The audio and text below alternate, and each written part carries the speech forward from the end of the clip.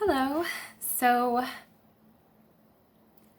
this video is probably not going to have the greatest conclusion, and I apologize in advance for that. My videos don't have the greatest production value anyway. I'm not trying to be anything other than just a voice box for God. So, some of my dreams are coming true. Some ones that I kind of wish, you always hope that the ones that are kind of freaky aren't literal, and then when they are, so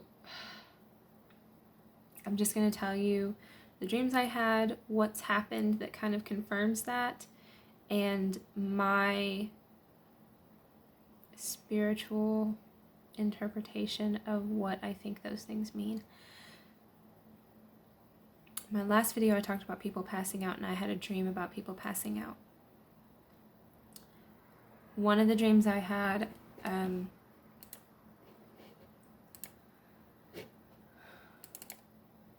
back in October 19th of 2019, I had a dream I was in Aldi's. I was checking out, and the cashier, a woman, was shutting down the aisle because she had run out of receipt paper.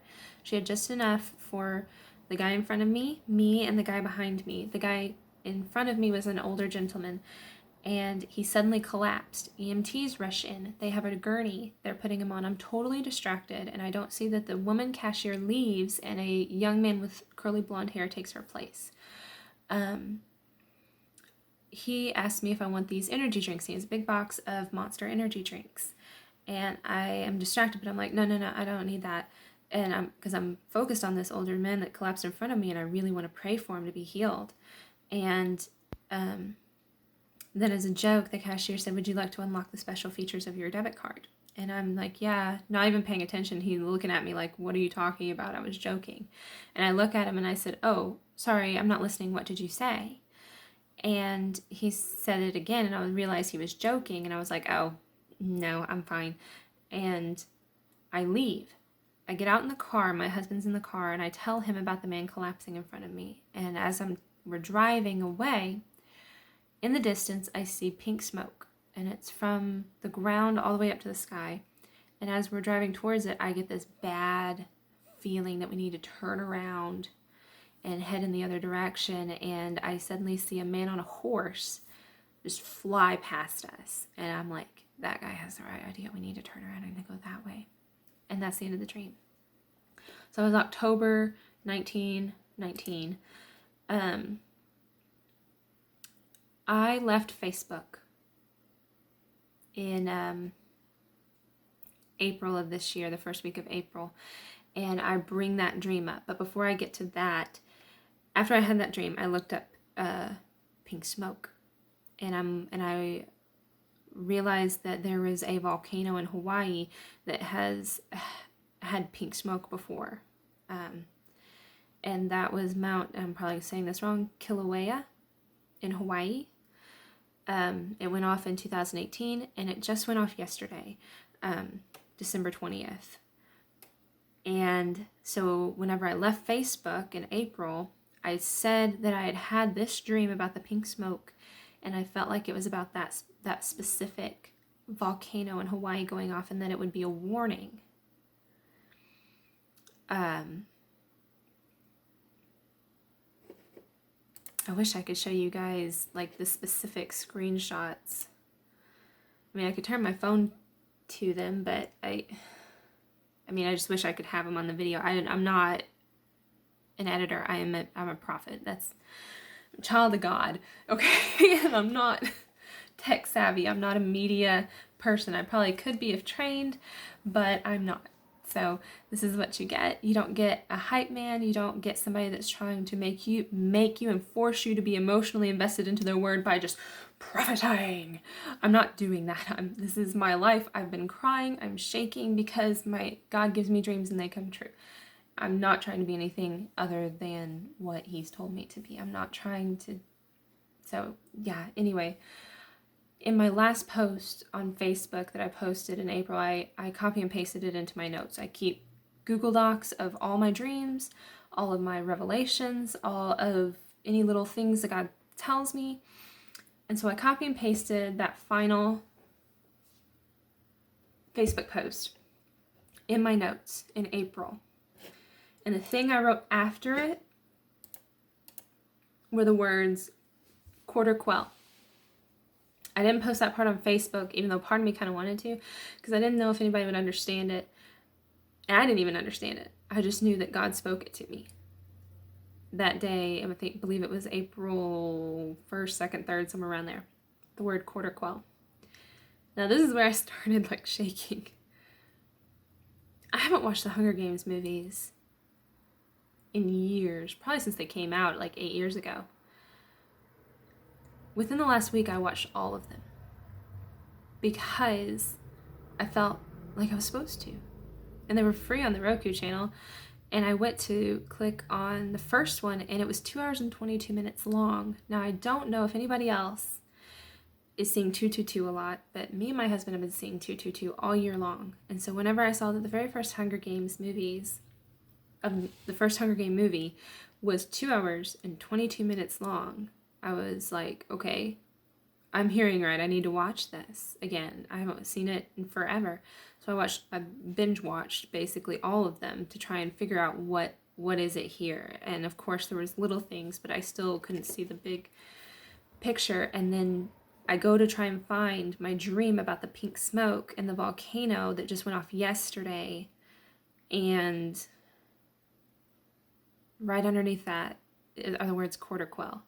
I had no idea, no recollection that I had written that after posting my dream, that's in my notes. I'm looking at them on my computer right now. And I can tell you some of the things that were in my final Facebook post. I gave a word about how God is giving people different things to do in this time, and part of you doing your thing is not judging what other people are doing during this time. That when you see the pink smoke rising, get away. That I had a dream about clouds in the sky turning to arrows pointing north, and I didn't know if it meant literal north, or sometimes north means towards God. It could be both. It's one or the other at least. And in that same dream, I told my husband, if we wait 3 days, we'll be too late. Now, that was a different dream from the pink smoke dream, but they both reminded me of each other. They were both in my last post on Facebook, so that's why I'm mentioning it. I also wrote about how God, the entirety of the fall of 2019, God was speaking to me, Ezekiel 34, and how it was a transition time for the church when Sauls and traditions and once good things that now aren't good anymore, things that have been turned from relationship to a religion instead of, they were once good but they aren't anymore, are now being replaced with David's, whether that be an actual person or just a new thing that God wants to instill, or a redeemed old thing, you know what I mean? And also that I had had multiple dreams about evil versions of loved ones. And I felt like it had to do with identities getting stolen, and that people should have identity theft protection. And again, this was in April. And I know that there's been some big hack within the government. But anyway, to say that I know everything that's going on is not true. To say that God is warning me that something is about to happen, that is true. And I don't know any other way to warn people except this video, because like I said, I did get rid of Facebook. I don't know anybody in Hawaii anyway. But if you've been seeing 222,